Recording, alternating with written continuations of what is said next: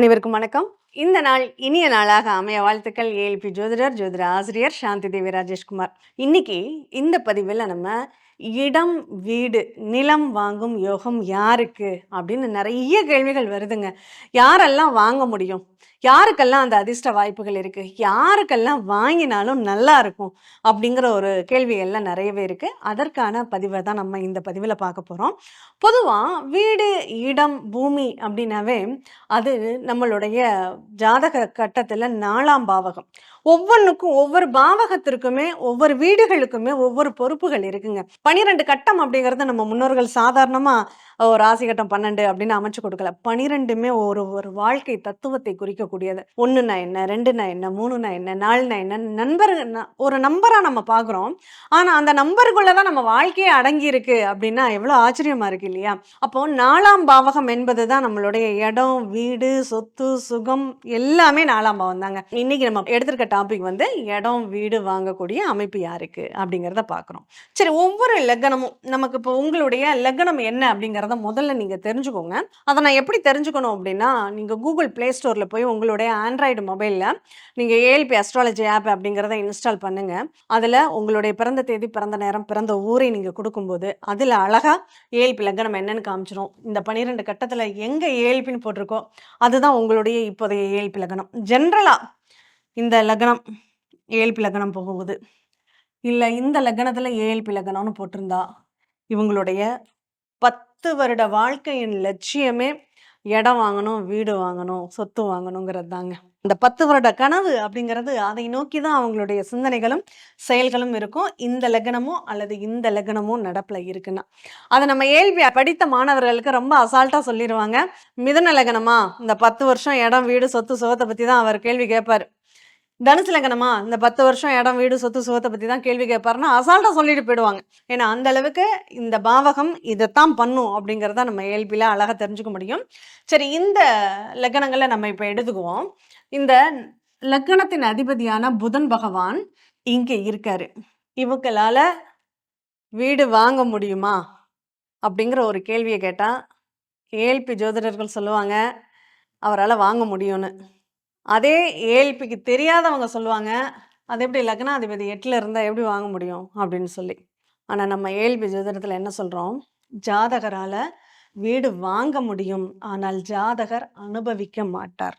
புதன் போய் மகரத்தில் இருக்கு அப்படின்னா இந்த ஜாதகர் சொத்து இவரால் வாங்க முடியும், அது லிட்டிகேஷன் ப்ராப்பர்ட்டியாக அமைஞ்சிடும். அந்த சொத்தை அவரால் அனுபவிக்க முடியாது. அல்லது ஊரில் இடம் வாங்கி போட்டு இவர் வெளியூரில் இருப்பார், அவரால் அந்த ப்ராப்பர்ட்டியை அனுபவிக்க முடியாத நிலைகளை சந்திப்பார். சரி, இதுவே இங்க இருக்கு. புதன் லக்னாதிபதி புதன் மேஷத்துல இருக்காரு, இவரால சொத்து வாங்க முடியுமா? நார்மலா ஏழ்பி தெரிஞ்சவங்க சொல்லுவாங்க கண்டிப்பா அவரால் சொத்து வாங்க முடியாதுங்க அப்படின்னு. மற்றவர்கள் என்ன சொல்லலாம்? லக்னாதிபதி 11 லாபத்துல தானே பார்ப்பாரு, அவருக்கு லாபம் தானே, வாங்கி போடலாம் அப்படின்னு நினைப்பாங்க. ஆனா காரணம் அது கிடையாது. இந்த இடத்தில் புதன் இருந்தால் அவரால் வீடுங்கிறத வாங்கவே முடியாது. அவர் எவ்வளவுதான் முயற்சி பண்ணாலும் அது அவருக்கு கனவு, பேராசையாக தான் இருக்குமே தவிர அது அவரால் பயன்படுத்தக்கூடியதாக இருக்காது அப்படிங்கிறத நம்ம தெரிஞ்சுக்கணும். இவ்வளவுதாங்க விஷயம், வேற எதுவுமே கிடையாது. வேற ஏதாவது ஒரு கிரகத்தை நம்ம பாக்குறோமா? சரி, இதுவே தனுசு லக்னம்னு வச்சுக்கோங்களேன். இந்த லக்னத்தின் அதிபதி குரு பகவான். இந்த குரு பகவான் இப்ப இங்க இருக்காரு, அவரால் சொத்து வாங்க முடியுமா? கண்டிப்பா வாங்க முடியும். நிறைய வாங்குவாரு. எதிர்பாராமல் எல்லாம் அவருக்கு நிறைய சொத்து வாங்கக்கூடிய அமைப்புகளை ஏற்படுத்தி கொடுக்கும். சரி, இவருக்கு இங்க இருந்தா சொத்து வாங்க முடியுமா? தாராளமா வாங்கலாம்.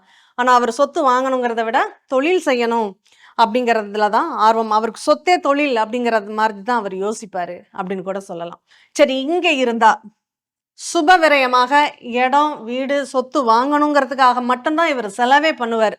அந்த மாதிரி யோகங்களை அவருக்கு ஏற்படுத்திடும் அப்படின்னு சொல்லலாம். அப்போ ஒருத்தருக்கு இடம், வீடு வாங்கக்கூடிய யோகம் இந்த லக்னத்திற்கு 4ஆம் பாவகம்னு சொல்லக்கூடிய 4ஆம் பாவகத்தினுடைய, இது இப்போ கடக லக்னம், ஏஎல்பி லக்னம் அப்படின்னா இந்த கடக லக்னத்திற்கு 4ஆம் பாவகத்தின் அதிபதி சுக்கிரன், இந்த வீட்டின் அதிபதி சுக்கிரன் இங்கே இருந்தா அவங்களால கண்டிப்பாக சொத்து வாங்க முடியும் அப்படிங்கிறத நம்ம இங்க தெரிஞ்சுக்கலாம். அடுத்து இங்க இருந்தாலும் அவங்களால சொத்து வாங்க முடியும் அப்படிங்கிறத தெரிஞ்சுக்கலாம். இங்க இருந்தால் அவங்களால சொத்து வாங்க முடியுமா? கண்டிப்பாக முடியாது அப்படிங்கிறத தெரிஞ்சுக்கலாம். அப்போ ரொம்ப சுலபமா ஒரே ஒரு கிரகம் தாங்க. எந்த கேள்வி எடுத்தாலும் அந்த கேள்விக்கு உரிய கிரகம் என்ன? அந்த கிரகம் எங்க இருக்கு? அவங்களால முடியுமா? முடியாதா? இல்லங்க, எனக்கு சுக்கிரனோட சேர்ந்து 5 கிரகங்கள் இருக்கு.